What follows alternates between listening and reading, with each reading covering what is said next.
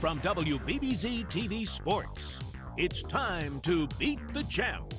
Now, here are your hosts, Paul Peck and Sue Novoitsky.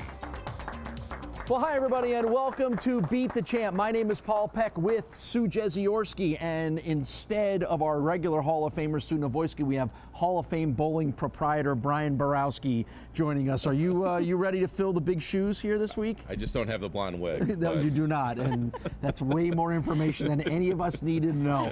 But what we're going to do here is we're going to have some fun, and Brian's going to kind of lead us on the way here because it's going to be our Classic Lanes Junior Bowling Championship. Tell us a little bit about the young bowlers that we're going to highlight today. Well, we had a qualifier along with the Beat the Champ regular adults. 52 entries, so we're going to be paying out over $600 in scholarships for this tournament. Again, we love to focus on kids, giving them a chance to be on TV and competing for scholarship money. All right, that's going to be a lot of fun. You, as a bowling coach, among the many things that you do in the sport, you're going to enjoy this because you're going to get to be able to kind of figure out a little bit of what everybody's doing well and what they might want to do better, right? A little critiquing going on, but I think a great experience for the kids and see what they do when they get out there and how they adjust as the match is going on. All right, it's our fourth week here at Classic Lanes. It's been a great stay, and we're going to have some fun today. It's the Classic Lanes Junior Bowling Championship, so let's get rolling. Match number one of our Classic Lanes Junior Bowling Championship features Lincoln Law Jr. and Roger Marchione, and this is Lincoln Law Jr. who will get us started off here. And already off the bat, Brian, we see he's not a two-hander, but a non-thumb one-hander. Is that what you call that? Is there a do we have a bowling term for that yet? No. Well, feel free to make one up. It's not a suism, so.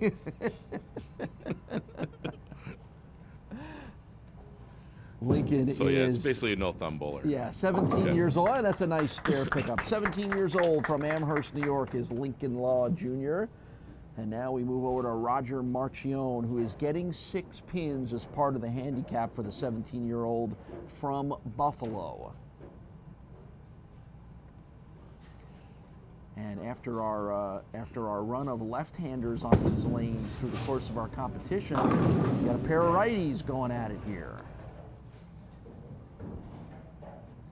And Roger will have a spare pickup opportunity as well, too. Brian Borowski, the proprietor here at Classic Lanes, is going to join us for this match as Sue is off for this week. So you were really excited and really proud of the number of qualifiers that you had for this Junior Bowling Championship and what it really says about sort of that next generation of bowlers here at Classic. Oh, definitely. I mean, anytime you can get a bunch of kids together and you know, to earn some scholarship money, it's always a great thing. 52 entries was very solid, and couldn't ask for much more. And the bowling was pretty good, and the competition was pretty good as well, too? Yes, definitely. I mean, Roger was our top qualifier, and you know, he bowled greatly during qualifying. I mean, I think he had a 634 scratch. Nice. More of a direct, almost like a rocket rob, you know, straight into it, not much hook. All right, so he shakes off that open in the first frame with a strike in the second, and now back over to Lincoln Law Jr. And he lays down the law himself there with a strike in the second frame.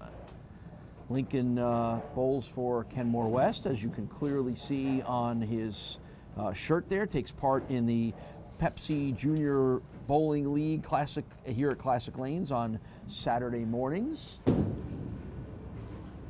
How busy, how fun, how exciting is that Saturday morning, usual Saturday mornings here for the Junior League? It's great because I'm not here. You're at Allie Brandt I'm instead? at Allie Brandt. Oh, I see how that works. Because you're actually coaching up there, aren't you? I am actually coaching there. Fortunately for us here, we have two good coaches that really help improve the kids. Lincoln is a byproduct of that. He's really improved his game. You know, especially during this qualifying, he did a great job. Has a cumulative 157 average, does Lincoln, about 159 for Roger Marchione. There you see his vital statistics and that 6-pin handicap that he is getting here.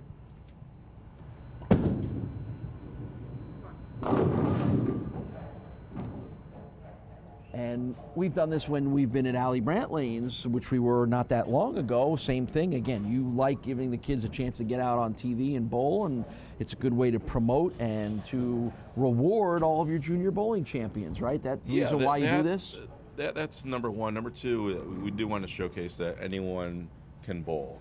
And it doesn't matter if you're a great bowler or an okay bowler or if someone just likes to come out and fun. It's just giving kids of all abilities to bowl on TV.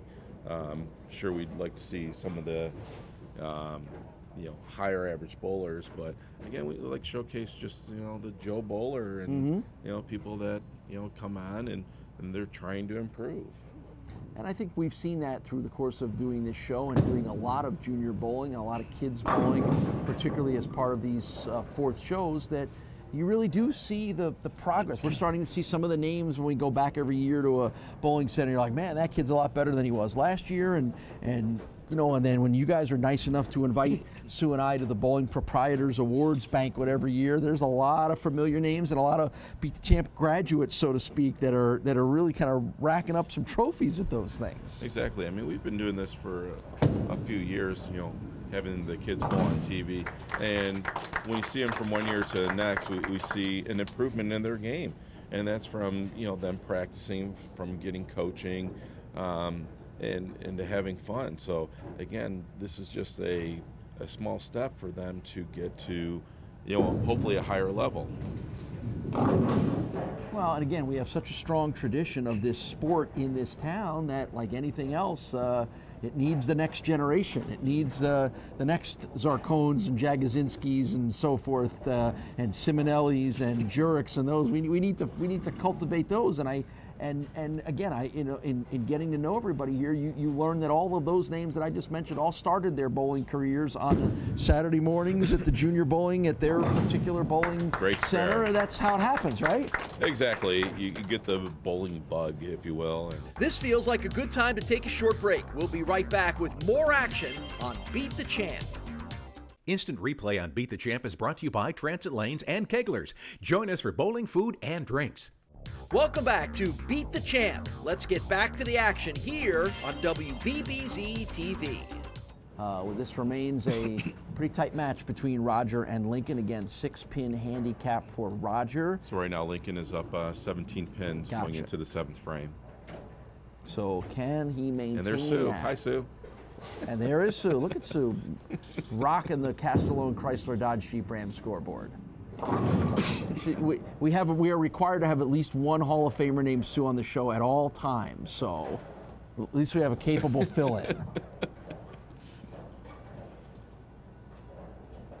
Sue, our regular Hall of Famer, Sue Navoyski, will be back with us next week at Malwitz's Island Lanes as we get rolling on a new set of competitions. That should be fun. Oh, it's always fun to go up there and hang out with Mike and the gang at Malwitz's.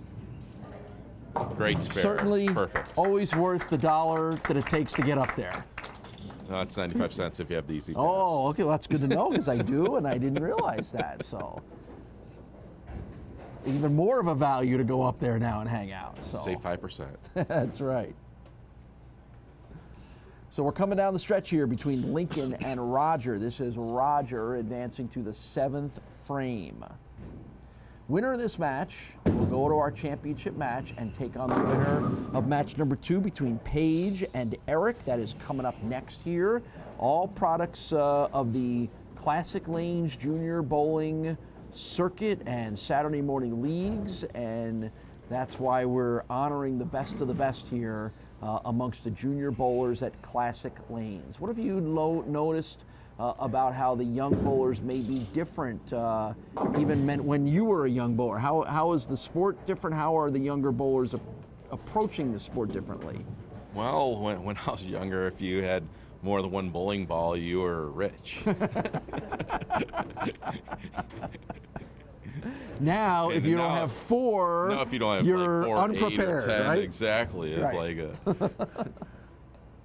It's lucky to have an LT48 and a Columbia white dot.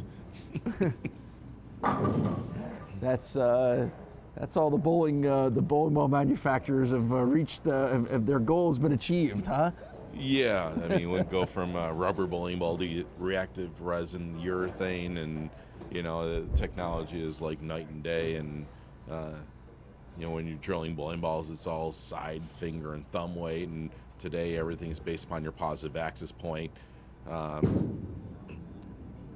Well, that leads to an interesting discussion, or at least an interesting question. I hope it's an interesting question. At this young age, as bowlers are getting started, how many balls do they really need? How much should they be letting technology dictate things, or how much is there a sort of baseline of being a good bowler first before you start getting into that stuff? Well, I mean, again, I always throw the golf scenario. I mean, how many clubs do you need? You don't need to have that many. I mean, you want to have, probably maybe 3 bowling balls. Mm-hmm. You probably want one that, has surface on it so the ball will hook when there's oil. Need something more of a polish so when they're drier. And then, I'm always a big advocate of a spare ball. I just think that's important. You look at all the pros and all your good bowlers, they have a spare ball. It's easier to hit a straight line than trying to have the ball hook into the spare. Right. So, I mean, usually you want at least 3 okay, if you're going to be of a competitive nature. All right, that's good to know. And I'm sure there's a few parents out there will go, oh, that's what I wanted to hear, right? Yeah, this guy's making me spend money. Well, or making them spend less. Yeah. Right? Potentially. Good spare there by Roger as we come down the stretch here of our final couple of frames of match number 1 between Roger Marchione in the black and red and Lincoln Law Jr. in the blue. And Roger let that one drift off to the right side a little bit. Yeah, the right lane is, going to be the downfall. Just making the right adjustments, as we saw with the adults. It's going to be the same thing with the kids, trying to make the proper adjustment. 17 years old, a student, and works at Wegmans is Roger Marchione. Works a student at Bishop Timon St. Jude High School, where he's on the bowling team there.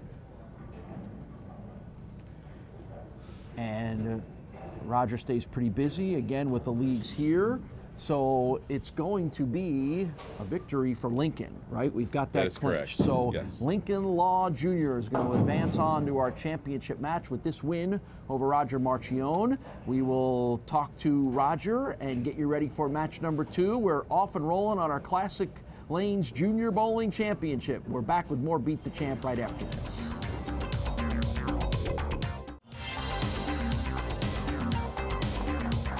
Well, Roger, your TV bowling Beat the Champ debut. Were you a little nervous out there? Yeah, it was really nerve-wracking. Yeah. It's my first time actually being on TV like this, on an event like this, so it was extremely nerve-wracking. Right. Well, yes. don't feel so bad. The hardened pros say the same thing as well too. What is it about this sport that you enjoy so much that allows that you're willing to dedicate so much time to it? I've been doing it for about 6 years now. I started out at an Abbott League with a few of my friends. We started as little kids, just doing it kind of casually and stuff, and then I started to actually look into the sport and watch like the PBA pros, Pete Weber, Chris Barnes, all of them, and I started to realize what an actually extremely amazing sport it is. So I figured, why not continue it and better myself and my skills in it. So that's awesome. That is great to hear. Brian, you got a little scholarship money for him. Congratulations. Thanks for bowling Beat the Champ Juniors. There's a $90 scholarship for you. Thank you. All right. Good to have Roger on the show. Who's going to be our next winning bowler to advance to our championship match? We'll find out. More Beat the Champ coming up right after this.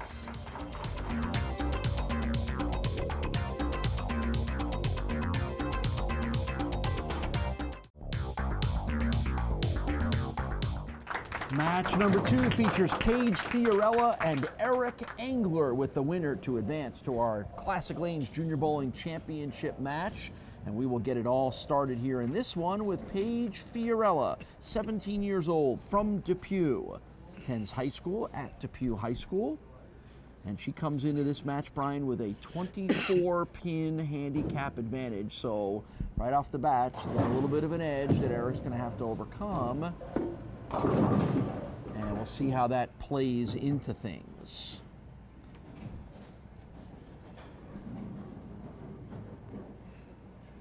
Page comes in with a 174 average, has been bowling for about the last 12 years.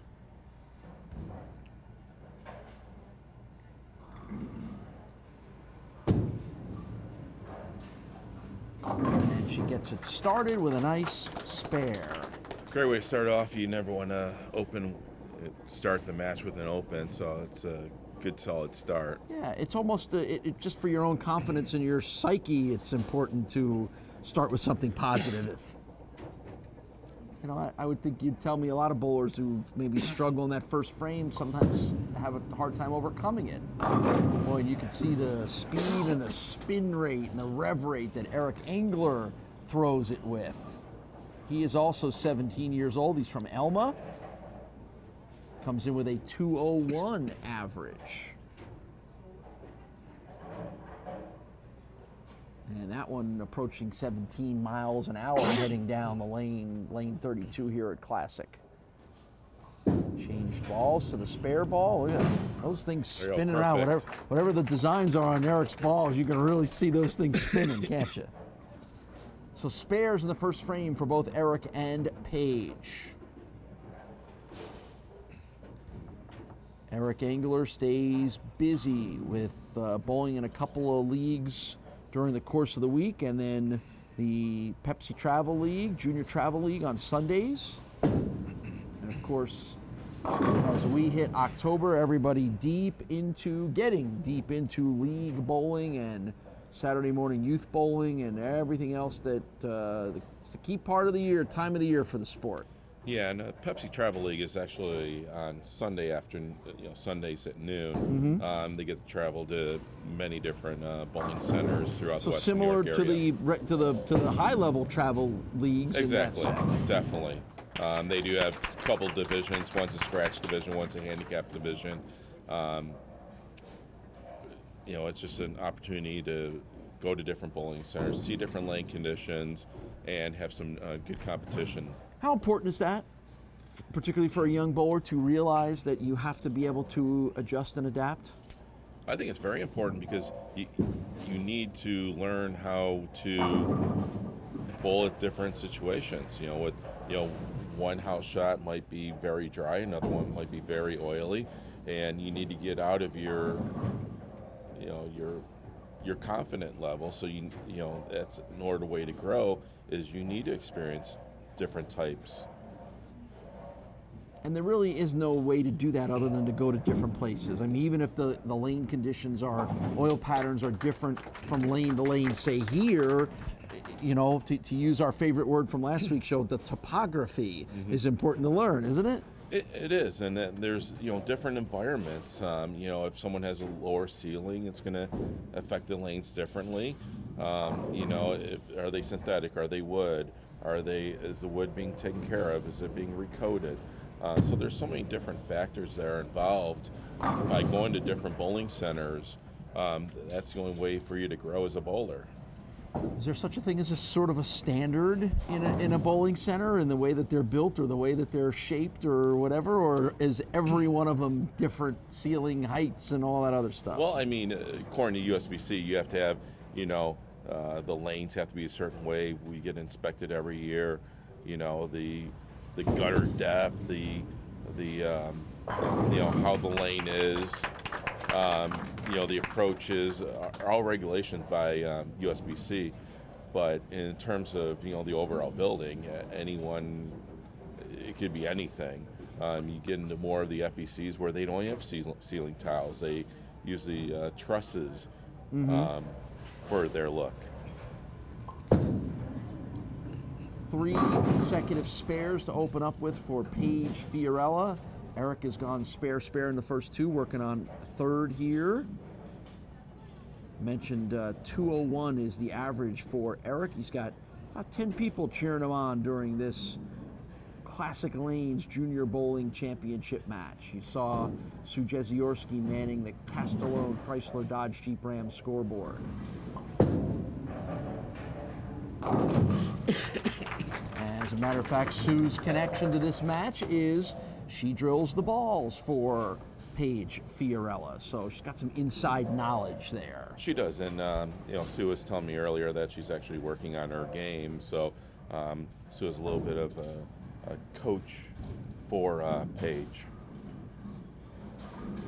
So spares across the board here through the first 3 frames for Eric and Paige. Remember, Eric's got to overcome that 24-pin handicap for Paige as well, and that one just broke a little bit too much on the inside. Going to leave him a bit of a challenge here in frame 4. Yeah, that lane appears to be breaking down quite a bit more. Again, for the last 4 weeks, we've discussed that lane 32 is your tighter lane, so you can't throw the same shot on 32 as you do on 31.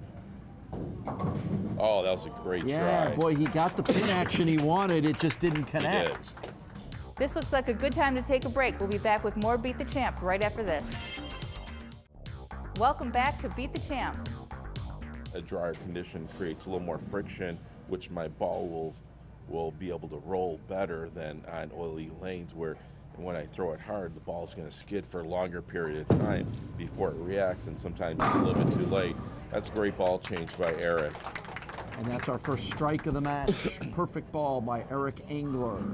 Yeah, let's see if he can do the proper adjustment at 31, but that was a great ball change. What's your best guess as to what prompted that change, or what he's trying to accomplish with it? If he wasn't, I'm not sure if he was not coming out of the ball correctly or not. It seems like he was hanging up a little bit, but just the ball was reacting a little bit too much for him. So this is probably a little more of a tamer ball. It's not going to jump as much, but that time it did. Again, he is struggling on 31. I think if he opens it up a little bit more, it just seems like he's just helping it a little bit too much, and that's why it's going Brooklyn.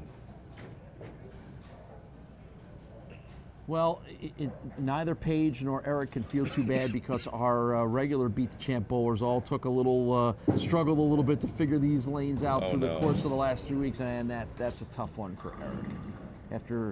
After such a good first roll and a good first ball, and then not finish off the spare, that's tough. But seeing things like that has not been uncommon over the last month or so. We've seen our high-level guys struggle a little bit to master these lanes. Well, you look back at the Dave Kirsch match where he spared for 6 frames, kept himself in the game, and was able to strike out and took the victory. So that was a win over Pat Brick, which was a bit of a surprise. Exactly. So, but he just hung around, and sometimes you just got to grind it out and do the little things in order to get the big things later on. Yep, it's there's going to be some 40-35 football victories, and there's going to be some 13-10 ones too, isn't there? Exactly. So whatever the lanes give you, that's what you have to do, and sometimes you just have to grind it out and just get your spares.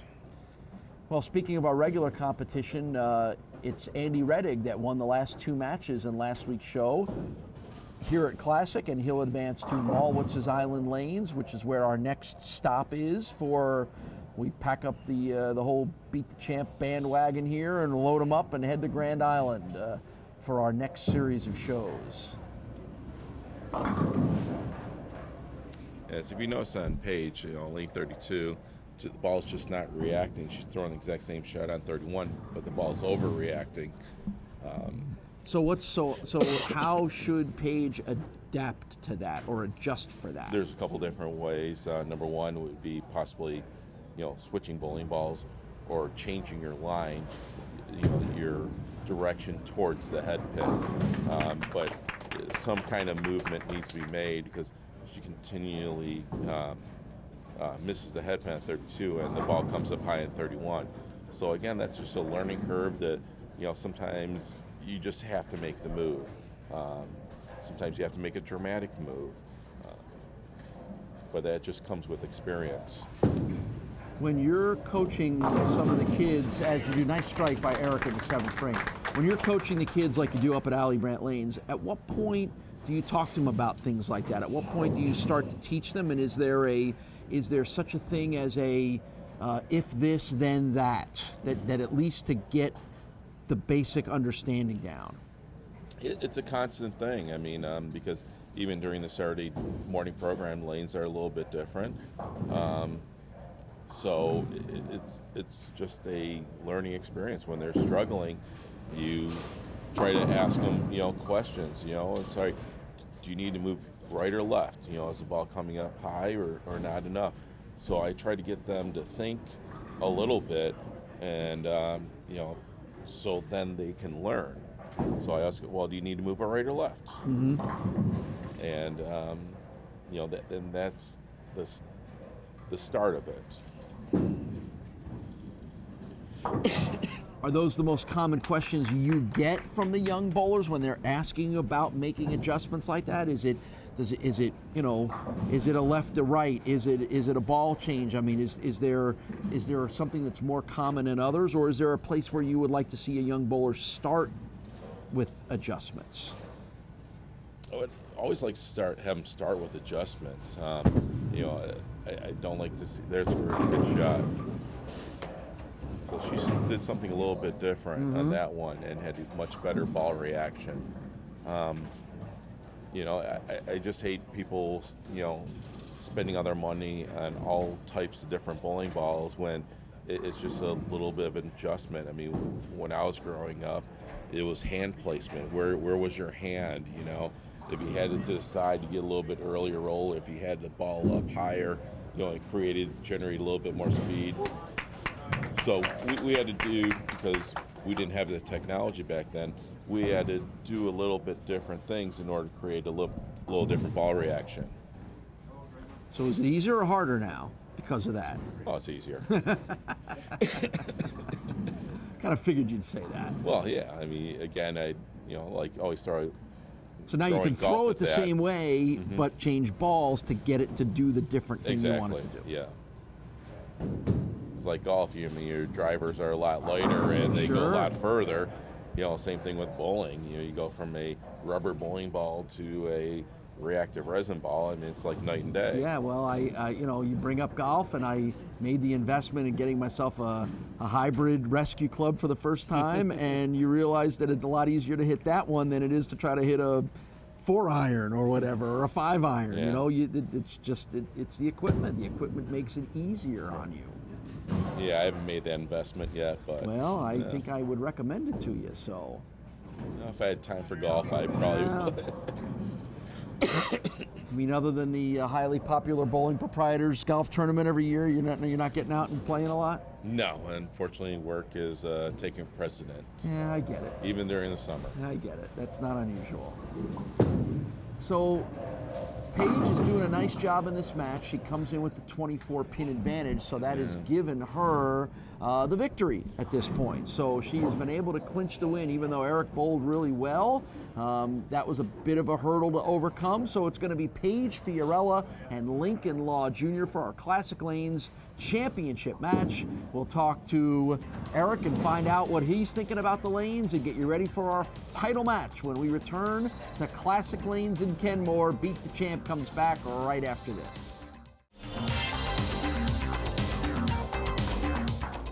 Paige Fiorella with the victory over Eric Engler. So give me a sense of how this experience was for you, Eric. It was a lot of fun. It was just rough out there at first, and I just couldn't find anything. Couldn't make the right shots.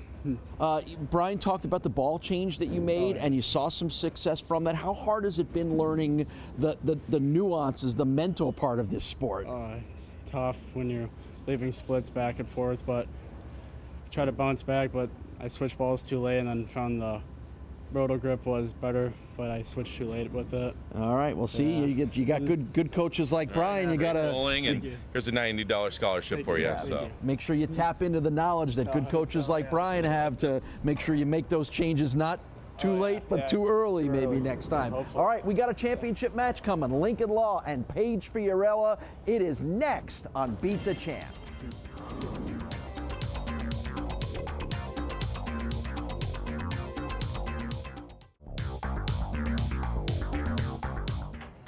Championship match is Paige Fiorella versus Lincoln Law Jr. The winner claims the title as the Classic Lanes Junior Bowling Champion. Now, right off the bat, Paige Fiorella goes from getting 24 pins in her last match, of which she did not need all of them to win, that's important to point that out, to now giving 8 pins to Lincoln. So Lincoln starts up 8. And if Paige can do what she did in that first match, Brian, which was be very consistent with her spares, she'll be fine. Correct. Anytime you have a difficult lane condition, I mean, spares are going to be higher premium. You need to get your spares because the strikes are going to be a little infrequent. So in order to move on, you have to make your spares. And there's your first example of making your spares right off the bat. You know, it's funny, Sue talks a lot about that, and we all love the strikes. We all love to rattle off the turkeys and all the other stuff about how many strikes you get in a row, but we probably also pay a lot of attention to those open frames as being the difference in winning and losing a match. Does sometimes the spare get lost in the effectiveness of being a good bowler? It does, and even with the junior level, I mean, they're expecting to have strikes all the time, and it can't be that way. So unless you're Lincoln. Right. Well, Lincoln took a page out of other bowlers, and he's using 2 different balls on the lanes. And Paige, if you notice, she had a pink ball, and she's doing the exact same thing. Going to use 2 different balls in each lane. So they learn a little bit from our adult bowlers. Yeah, let's see how we can get reacted.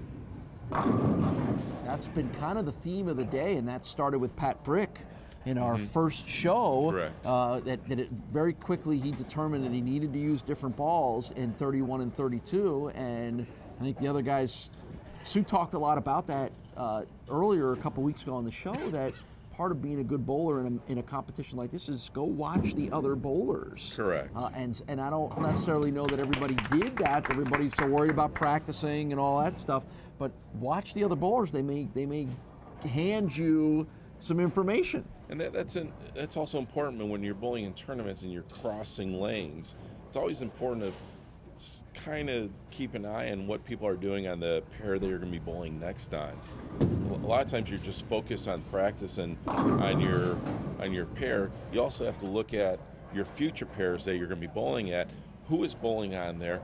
How are they going to break down the lanes? So the more knowledge you can have, the better you're going to succeed in bowling. Yeah, and I get the sense from just within the bowling community, you could go up and ask, hey, what did you see there, or what were you trying to do? And you know, I'm sure in highly competitive situations, there's some proprietary information there, but Correct. Generally, if you ask a fellow bowler, what are you seeing, what are you doing, they're going to help you, right? Right. I mean, back in the 80s, there was a big tournament in Chicago called the Peterson, where every single lane was totally different. Really? And it was set up that way? And they did it on really purpose. Interesting. There are no arrows, no dots on the lanes. The pins were off spot. Some of them were off spot, and you could not reset it. That whatever it was, that's what you had to do. So one lane will be like bone dry, and the other one will be super flooded. They would have rosin on the ball wheel, so there's stuff on your bowling ball. So in order to do okay in that tournament, you had to rely on other people to give you the information. You know, I'm going to plant a seed with you here for a future Beat the Champ episode. I think that would be kind of an interesting approach for a Beat the Champ, battle where maybe the lanes are set up differently. I mean, again, I think as this show has evolved and the bowlers that we have on the show have evolved to be so good and so smart, I think sometimes when there's an added layer of challenge, I think it makes for a fun show. I'll yield to you on something like that, but is that an idea that you think might be kind of fun to see how it's handled? No, it'd be more complicated for us running the bowling center. So now you're putting more work on our plate. Okay, well, that's the end of that. Yeah, for me. Well, maybe someone else will pick it up. It's not as simple as just setting up the lane machine. Well, the lane machine only has so many programs with it. Then you have to create a series of different programs. Then you have to make sure that you have the proper number of links that are going to be used at one time. it's a little more complicated than just doing it. All right. Well, I'm not going to give up on this because I think it's kind of a neat idea. What if one lane had a house shot and one lane had, say, a sports shot? Well, actually, the Pro Tour has done that a little bit during some of the telecasts where the lanes were two totally different ones. I think that would be kind of interesting, and I think that would, once again, really test our bowlers to make sure that they're adapting correctly and adjusting correctly. Right. And again, I know that we talk so much about the oil conditions here. It's an invisible thing that may be hard for some people to understand. Best thing I could do to tell you would be, if you get a chance to watch the PBA Tour on Fox, where they use the blue oil to display the pattern, that's a good way to get a feel for what we're talking about when we talk about oil conditions. It illustrates to everybody exactly what's going on there. And again, if you're someone that's new to the sport or new to our show and kind of wonders, what are these guys talking about all the time? It looks the same to me. That's a good way to get a feel for it. Yeah, the PBA has done a lot of great things. The viewer ratings have been phenomenal, through the roof when Fox took it over. It's just so much more competitive, and people are really getting into it a lot more. And with it being on network TV, 5-6 times a year, that just adds to the viewership. How big a promoter for the sport is that for you guys, and has that been? Well, it's great. I mean, as we actually sponsor the Pro Tour under the GoBowling.com banner. So, we're, as a industry, we're investing quite a bit of money in the Pro Tour, on the men's and the women's Pro Tour. So we see great value in our professional athletes. The action will continue on Beat the Champ in just a minute. Instant replay on Beat the Champ is brought to you by Transit Lanes and Keglers. Join us for bowling, food, and drinks. Welcome back to Beat the Champ. Well, right now Lincoln has a 10-pin lead going into the 7th frame over Page. Still anybody's game, still plenty opportunities for one of these junior bowlers to take the victory. And as you can see on the Castellone Chrysler Dodge Jeep Ram scoreboard, manned by Sue Jeziorski, Page continuing to be very solid with those spares as well. And she'll have to pull another one out right here in the 7th frame. The winner of this gets the title of Classic Lanes Junior Bowling Champion and the scholarship money that goes along with it. And again, thanks to Brian for contributing to that and promoting the youth bowling here, not only at Classic Lanes, but around Western New York. So we're into October. When do you shut down the miniature golf course up at Alley Brandt Lanes? Is that still up and running? It is still up and running. Good. We usually go to minimum Columbus Day. We usually get to the end of October. It all depends on the weather. Between the weather and the leaves. But one year we got to November. There you go. But all right, well, go if you want to jam a little bowling up at Alley Brandt and Lockport and get a little golf in as well too. You better hurry. You're running out of time there. So yeah, Columbus Day is just around the corner. That's right. And Lincoln a little disappointed that he was not able to finish off any more pins on that spare opportunity in the 7th frame. Yeah, when matches are tight, I mean every pin counts, and you got to get those 2 pins. And in the 8th frame, he'll have 3 to shoot for. Again, coming up in the next couple of weeks, we move up to Malwitz's Island Lanes, back in our regular Beat the Champ competition. We're also going to have a special show with some of the top matches so far from 2019. That's coming your way very soon. Nice spare pickup in the 8th frame by Lincoln Law Jr. So that'll be something fun to watch for here on Beat the Champ as we make our way towards the end of the year, as we're getting set to wrap up our 4th year of the show. It's been incredible to be a part of it. It's incredible the acceptance not only from the bowling community but the general public in Western New York. A week, a day, it feels like a day, but at least a week doesn't go by where a couple people don't come up and say, hey, we love you on Beat the Champ. We love watching the show. And what's always interesting to me, Brian, is it's people that necessarily don't bowl. I mean, it's obviously part of the bowling community in Western New York, but it's sometimes people that haven't bowled in 20 or 30 years, but grew up watching the show and love watching it too. Yeah, it was just a great, idea between the TV station and the bowling proprietors to, bring this back and, doing a little bit different format than it was in the past. But I think still it's just get complaints about that, though. You're always going to get complaints about, doing things different. But for being on the airways for 4 years just shows that, there's still good support between. The TV station proprietors and the bowlers themselves. And for people that don't know, the original Beat the Champ that ran so successfully through the 60s, 70s, and 80s here in Western New York was 2 bowlers against each other for one show, 3-game series, and then that would be, you win it, you're the champ, and you advance to the next show, where obviously here we're getting more bowlers involved, just to get more faces out there. So. Exactly. I mean, that was the whole premise behind this. Plus, back then, there was only, you could qualify for TV twice. Here you have an opportunity every month to have an opportunity to be on Beat the Champ. So it's a little bit different. Again, the more people we can get bowling, the better off we're all going to be.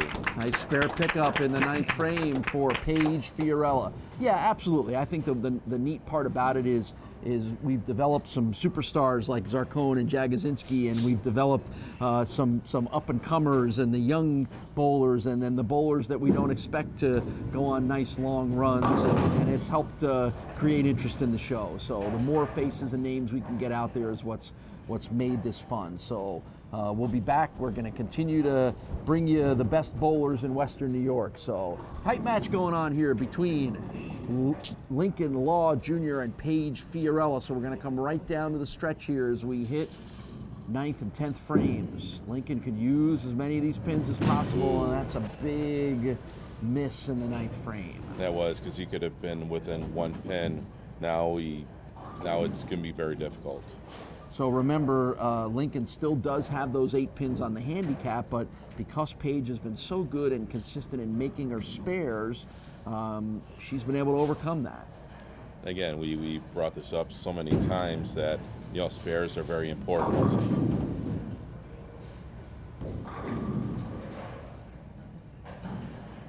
How much do you spend with your students just working on spares?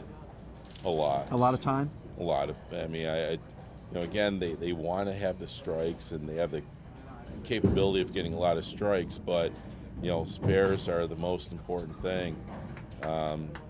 If you're going to, do better in life. Sure. 145 is the final score that goes up on the board for Lincoln Law Jr. So Paige just needs some good count. Yeah, I was going to say, Paige just needs to get through this 10th frame safely, and she is going to, I don't know if we have a trophy for her to raise, but symbolically raise the trophy. And there you go, that'll do down. Oh, look at that thing still moving. But that'll do it. That'll get her the win. So a good performance, and again, just good shot making and good spare making for Paige Fiorella, is they're going to get her the win in the Classic Lanes Junior Bowling Championship. We'll talk to Paige and to Lincoln and wrap up our month-long stay here in Kenmore when we return on Beat the Champ.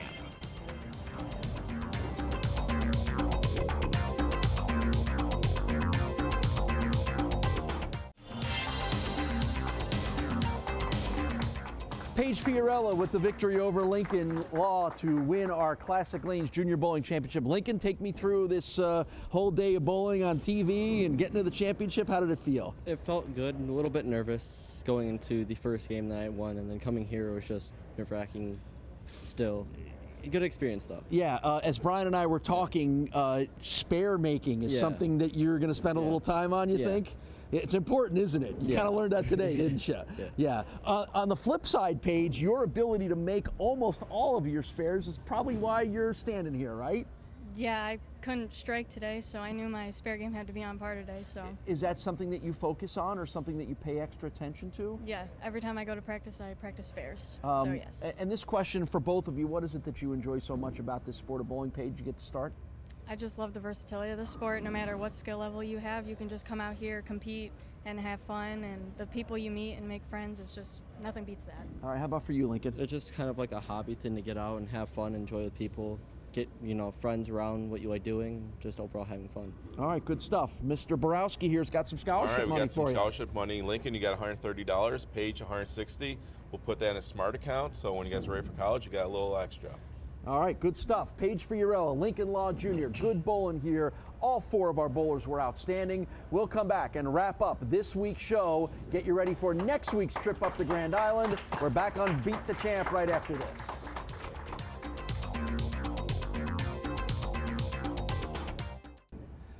Well, in addition to being an outstanding fill-in scorekeeper and a Hall of Fame bowler, Sue Jeziorska, you're also the bowling coach at the Uville College. So put your coaching hat on and take me through how these 4 performed here.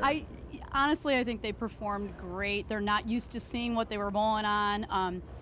Hard to adjust when the lanes are completely different.